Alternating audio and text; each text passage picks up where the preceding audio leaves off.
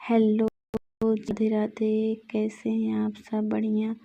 तो आप सभी का स्वागत है मेरे YouTube channel NEET biology with Seema. तो चलिए आज हम लोग पढ़ेंगे एनसीईआरटी की इम्पोर्टेंट सेल्स के बारे में। क्लियर? तो चलिए स्टार्ट करते हैं। पहली सेल है हमारी मेरिस्टेमेटिक सेल्स। कौन सी सेल? Meristematic cells. सेल्स कहाँ पाई जाती है? तो ये रूट टिप पर पाई जाती है, ये पाई जाती हैं। मेरिस्टेमेटिक सेल्स कहाँ पाई जाती हैं? ये रूट टिपर एंड शूट टिपर पाई जाती हैं। ये जाइलम एंड फ्लोएम में भी पाई जाती हैं। क्लियर? इनका स्ट्रक्चर कैसा होता है? तो ये स्मॉल होती हैं और इनमें डेंस प्रोटोप्लाज्म पाया जाता है। इनका स्ट्रक्चर कैसा होता है? ये स्मॉल होती हैं और इनमें डेंस प्रोटोप्लाज्म पाया जाता है। क्लियर? इनका फंक्शन क्या होता है? तो ये ग्रोथ एंड रीजनरेशन में हेल्प करती हैं। इनका फंक्शन क्या होता है? ये ग्रोथ एंड रीजनरेशन में हेल्प करती हैं। क्लियर? तो हमने क्या सीखा? मेरिस्टेमेटिक सेल्स कहाँ पाई जाती हैं? ये रूट टिपर एंड शूट टिपर पाई जाती हैं। ये जाइलम एंड फ्लोएम में भी पाई जाती हैं। इनका स्ट्रक्चर कैसा होता है? तो ये स्मॉल होते हैं, इनमें डेंस प्रोटोप्लाज्म पाया जाता है। इनका फंक्शन क्या होता है? ये ग्रोथ एंड रीजनरेशन में हेल्प करती हैं। नेक्स्ट सेल है हमारी बुल्लीफॉर्म सेल्स। बुल्लीफॉर्म सेल्स कहाँ पाई जाती हैं? तो ये पाई जाती हैं मोनोकॉट लीफ एंड ग्रासेस में पाई जाती हैं। बुल्लीफॉर्म सेल्स कहाँ पाई जाती हैं? मोनोकॉट लीफ एंड ग्रासेस में पाई जाती हैं। इनका स्ट्रक्चर कैसा होता है? कि लार्ज इम्पटी कलरलेस सेल्स होती हैं।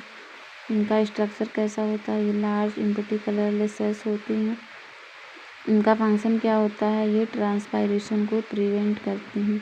इनका फंक्शन क्या होता है? ये ट्रांसपायरेशन प्रिवेंट करती हैं। क्लियर? तो हमने क्या सीखा? बुल्लीफॉर्म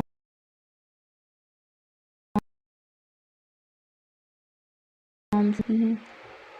इनका स्ट्रक्चर ऐसा होता है, तो ये लार्ज इम्पटी कलरलेस सेल्स होती हैं। इनका फंक्शन क्या होता है? तो ये ट्रांसपायरेशन को प्रिवेंट करती हैं। क्लियर? नेक्स्ट सेल है हमारी WBC, जिन्हें हम ल्यूकोसाइट्स भी कहते हैं। क्या कहते हैं? ल्यूकोसाइट्स कहते हैं। ये कहाँ पाई जाती हैं? ये ब्लड एंड बोन मैरो में पाई जाती हैं। कहाँ पाई जाती हैं? ब्लड एंड बोन मैरो में पाई जाती हैं। इनका स्ट्रक्चर कैसा होता है? तो ये डिफरेंट शेप की होती हैं विद न्यूक्लियस। इनका स्ट्रक्चर कैसा होता है? ये डिफरेंट शेप की होती हैं विद न्यूक्लियस। इनका फंक्शन क्या होता है? तो ये प्रोटेक्शन का काम करती हैं अगेंस्ट डिजीज। इनका फंक्शन क्या होता है? ये प्रोटेक्शन का काम करती हैं अगेंस्ट डिजीज। क्लियर? तो हमने क्या सीखा? WBC, जिन्हें हम ल्यूकोसाइट्स कहते हैं, ये कहाँ पाई जाती हैं? ब्लड एंड बोन मैरो में पाई जाती हैं। इनका स्ट्रक्चर कैसा होता है? तो ये डिफरेंट शेप की होती हैं विद न्यूक्लियस। इनका फंक्शन क्या होता है? तो ये प्रोटेक्शन का काम करती हैं अगेंस्ट डिजीज। क्लियर? नेक्स्ट है हमारी RBC, जिन्हें इरिथ्रोसाइट्स कहते हैं। RBC को हम क्या कहते हैं? इरिथ्रोसाइट्स कहते हैं। ये कहाँ पाई जाती हैं? ये ब्लड एंड बोन मैरो में पाई जाती हैं। इनका स्ट्रक्चर कैसा होता है? तो ये बाइकॉन्केव एंड नॉन न्यूक्लिएटेड होती हैं। इनका स्ट्रक्चर कैसा होता है? बाइकॉन्केव एंड नॉन न्यूक्लिएटेड होती हैं। इनका फंक्शन क्या होता है? तो ये ट्रांसपोर्ट ऑफ गैसेज में हेल्प करती हैं। इनका फंक्शन क्या होता है? ये ट्रांसपोर्ट ऑफ गैसेज में हेल्प करती हैं। क्लियर? तो हमने क्या सीखा? RBC, जिन्हें हम इरिथ्रोसाइट्स कहते हैं, ये कहाँ पाई जाती हैं? ब्लड एंड बोन मैरो में पाई जाती हैं। इनका स्ट्रक्चर कैसा होता है? ये बाइकॉन्केव एंड नॉन न्यूक्लिएटेड होती हैं। इनका फंक्शन क्या होता है? ये ट्रांसपोर्ट ऑफ गैसेज में हेल्प करती हैं। क्लियर?